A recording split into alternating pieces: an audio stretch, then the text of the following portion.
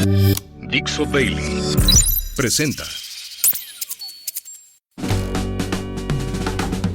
Bienvenidos, esto es Fuera de la Caja. Yo soy Macario Esquetino y le agradezco mucho que me escuche en esta revisión de la semana que terminó el 17 de noviembre, en el Buen Fin. Estoy grabando para usted el día 18, que fue para cuando se movió la celebración del aniversario de la Revolución Mexicana, que pues ahora sirve para tener un fin de semana largo en noviembre para vender.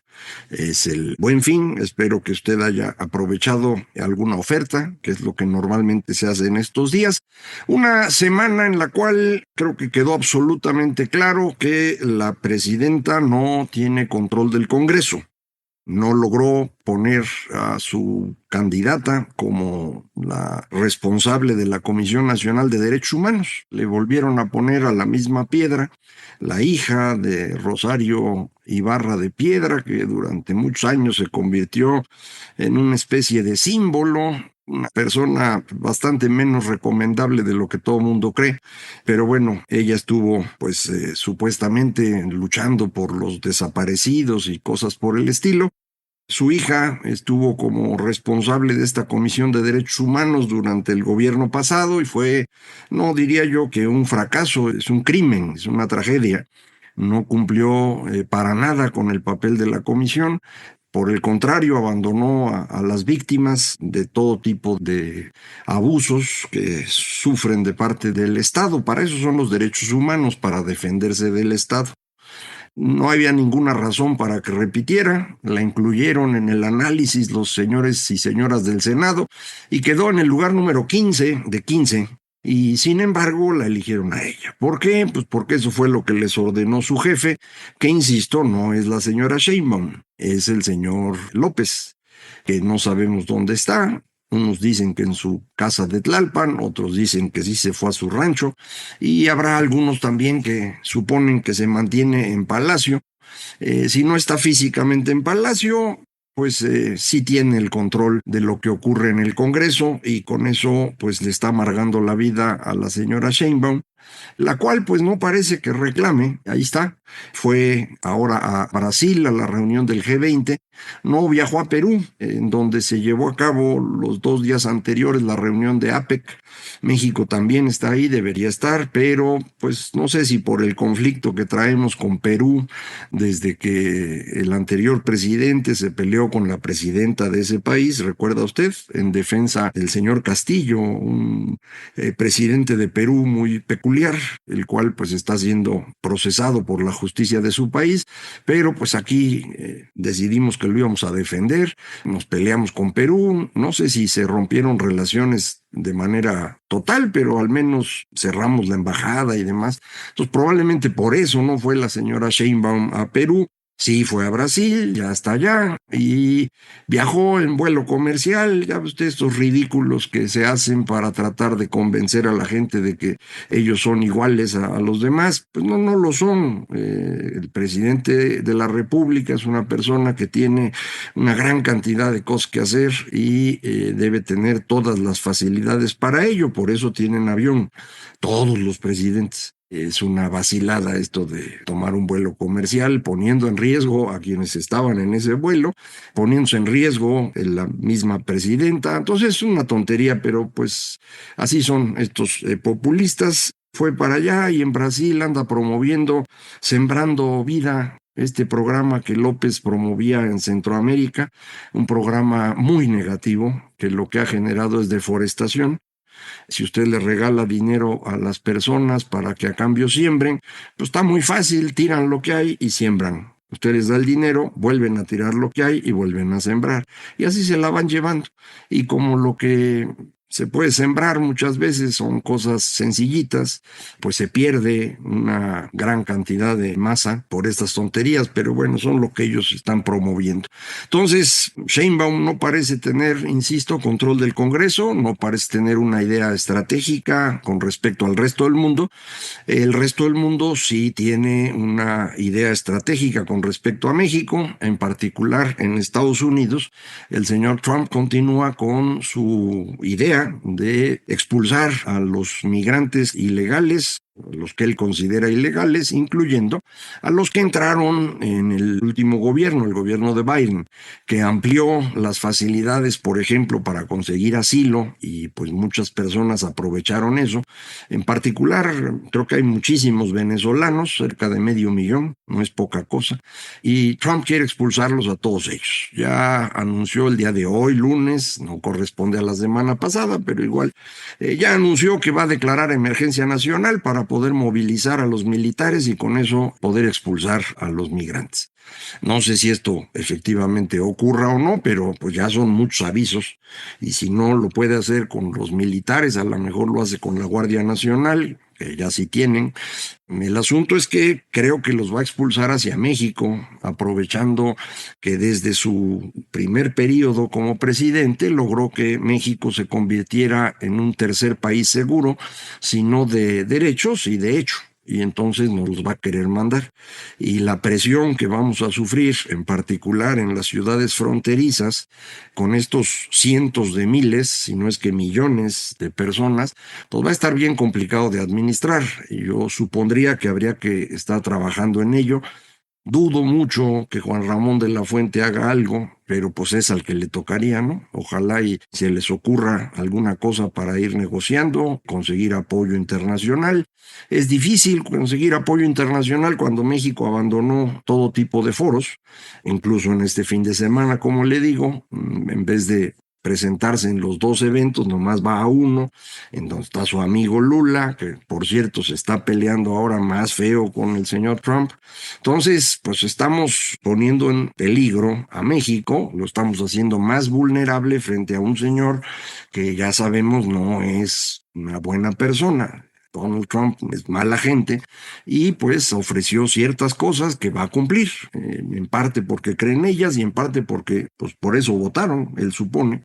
También está pendiente el asunto de aranceles, al respecto no sabemos qué va a hacer tampoco, si los va a aplicar solamente a China o nos va a pasar a torcer a nosotros, afirmando que México sirve de plataforma a productos chinos. Ahí también tendríamos que estar trabajando, eso le tocaría a Marcelo, a ver si hace algo. Otra vez se necesita trabajar, estas cosas no salen solitas. El tercer tema con el cual hemos sido amenazados por Trump es el tema de seguridad. Ya platicábamos la semana pasada que yo estoy preocupado con esta posible declaración de los cárteles como organizaciones terroristas, porque la declaración así simple nos llevaría a sanciones económicas y financieras sin necesariamente ir acompañadas de algo concreto que permita enfrentar a los cárteles.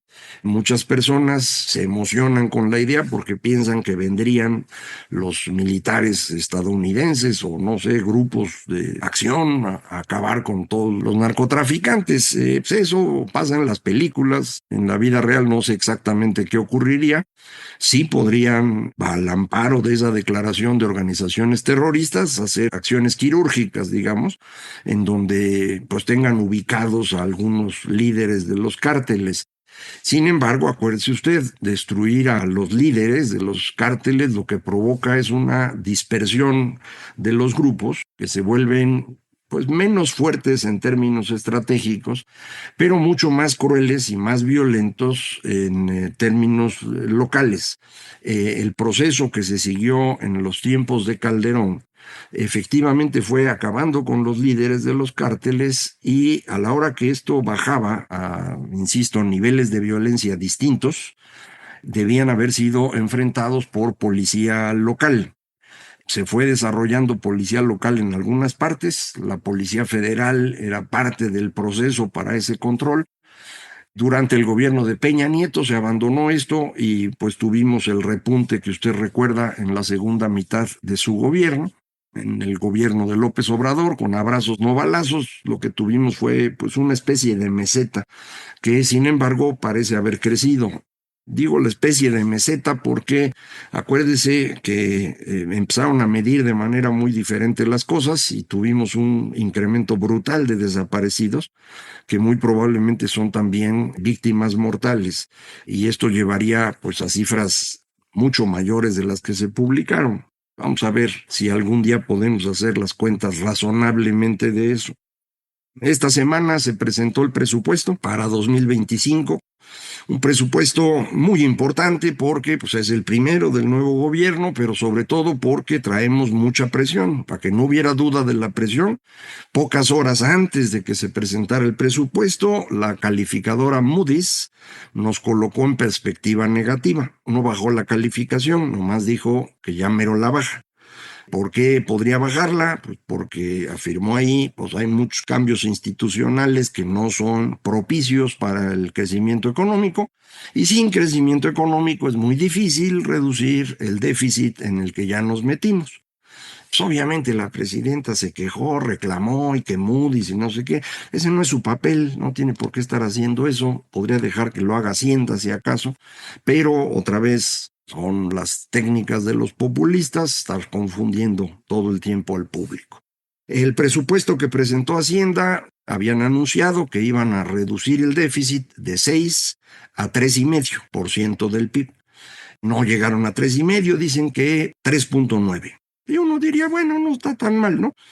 Aunque originalmente ofrecieron 3 y luego 3,5, bueno, 4, está bien, no está tan feo el 4 y podría ser aceptable. El asunto es que el presupuesto no se ve consistente. Hay que trabajar un montón para detallar todas las cosas, pero así a primera vista tenemos varios problemas. Uno es que Hacienda está sobreestimando la economía para este año y para el próximo, no solo para el próximo. La mayor parte de los colegas han dicho que ese crecimiento de 2,2% que esperan para el año que entra no se ve posible porque todos los expertos andan en 1,5 para este año y 1, cuando mucho, para el próximo. Y eso era antes del triunfo de Trump. En la última encuesta que presentó Citibanamex, que fue exactamente el día de la elección estadounidense. Probablemente ya haya salido la nueva encuesta de Citibanamex, que supongo vendrá con una reducción en crecimiento. Hacienda puede argumentar que ellos, por ejemplo, en 2023 estimaron que la economía iba a crecer 3% y todos los expertos decían que iba a crecer 1% y crecimos 3%. O sea, sí tuvo razón Hacienda. Y entonces van a decir, pues así como le hicimos aquella vez, ahora también vamos a tener razón. Un detalle, en 2023 crecimos más de lo que esperaba todo el mundo, porque tuvimos dos burbujas que ya hemos comentado aquí. Una burbuja de consumo financiada con el reparto de dinero y la presión a los empresarios para subir el salario. Esta combinación hizo que la gente pues tuviera más dinero, comprara más, estuviera contenta y llegara a la elección y votara como tenía que votar. Era una burbuja financiada desde el Estado para ganar elecciones de Estado. Así funcionó y eso ya se acabó. Precisamente por eso tenemos el déficit. Antes traíamos un déficit manejable, 2,5, 3, esto es una cosa razonable. En 2023 lo subimos a 4. Ese punto adicional se va derechito al crecimiento y por eso el 3% que había pronosticado Hacienda, pues se logró pasar del 1 que esperaban todos a 2. ¿De dónde vino el otro cachito? De las mentiras de la inversión, que ya también hemos platicado, esos datos de construcción en obras de ingeniería civil que son puras mentiras, ¿no? La inversión del Tren Maya, que sin duda es una inversión importante, no es una cosa menor, pero no puede mover los datos como los movieron en 2023, y por esa razón ahora los datos están siendo profundamente negativos, porque ya no hay cómo seguir haciendo el alambreo que hicieron. Entonces su 3% de 2023 pues vino del 1% que traía la dinámica, el 1% de déficit para financiar el consumo y la felicidad de los votantes y casi 1%, fue un poco menos, de los datos ficticios de inversión. Para 2024 hubo que elevar todavía más el déficit para pues, que la economía siguiera funcionando. Pero pues todos los expertos, los especialistas creen que este año creceremos, si nos va bien, 1,5. Hacienda está estimando 2,2 también para este año. Ya faltando ya nada para que se acabe el año, ellos dicen que vamos a crecer 2,2. puesto que ya se publicaron los datos de primero, segundo y tercer trimestres. Para llegar al 2.2 que Hacienda está incluyendo, el crecimiento de este trimestre debería ser cercano al 4%.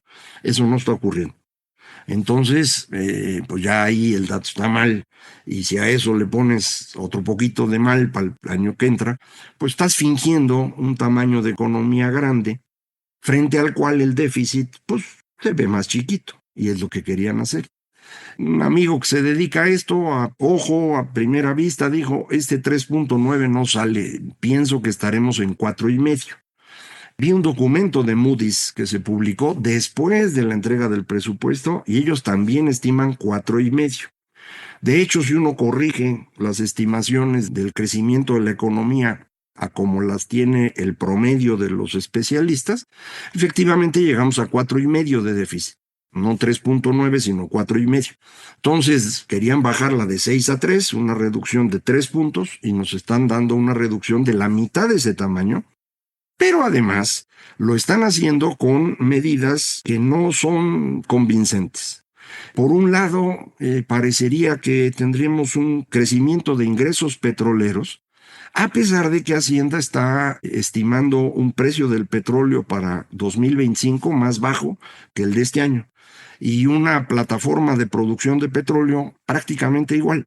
Entonces, si se reducen las ventas de Pemex, ¿cómo es que suben sus ingresos? Uno podría decir, bueno, es que a lo mejor es por el impuesto especial a gasolinas que se lo anotan a Pemex. Pues sí, se lo puedes anotar a Pemex, pero no lo puedes anotar al mismo tiempo en ingresos tributarios, y lo están anotando en los dos lados. No, eso no es que sea un montón de dinero, pero 120 mil millones de pesos sí son. Luego le están atribuyendo a Comisión Federal un incremento significativo de sus ingresos en 2025, no entiendo de dónde, que son otros 50 mil millones que no sé cómo defenderlos. Viene también una contracción en los servicios personales del gobierno, que es donde hacen el ahorro, pero yo ya lo veo complicado. Recuerde usted que durante todo el sexenio pasado se estuvo ahorcando a las secretarías para extraerles los recursos y con eso financiar las grandes obras y poder financiar las pensiones no contributivas y otras becas. Entonces ya estaban en los huesos las secretarías. Bueno, pues les van a bajar presupuesto. Usted verá mucho en periódicos ahorita una reducción brutal en salud, que no se compensa con un gran incremento en el seguro social, que usted diría, bueno, lo están moviendo a IMSS, bienestar. No se ve en ningún lado. Reducciones importantes en inversión, que por lo tanto implicarían una caída de la economía. Entonces, pues no cuaja por ningún lado el presupuesto. Moody's sacó su documento antes del presupuesto, un poco para avisar, no vayan a salir con una vacilada, y salimos con una vacilada. Entonces, vamos a ver cómo puede defenderse Hacienda, pero recuerde usted, quien decide el presupuesto no es Hacienda, es la Cámara de Diputados. Durante todos los tiempos del PRI eso era la misma cosa. Durante el periodo de la transición democrática había que negociar, ¿se acuerda usted? Terminaban la discusión en la madrugada del día siguiente porque pues había que repartir y negociar y todo. Ahorita el control del Congreso lo tiene una persona y Hacienda trabaja para otra persona. Yo creo que sí vamos a tener problemas ahí en el Congreso alrededor del presupuesto, y eso, sumado a la inconsistencia que le platico, pues puede hacer enojar a las empresas calificadoras y puede pues complicarnos la vida.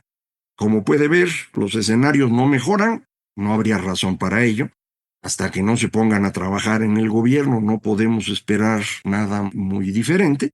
Y lo que seguimos viendo es que no parecen tener idea de lo que enfrentan. Nosotros, ya sabe, seguiremos aquí platicando cada semana a ver si en algún momento de pronto milagrosamente se ponen a trabajar. Muchísimas gracias. Esto fue Fuera de la Caja.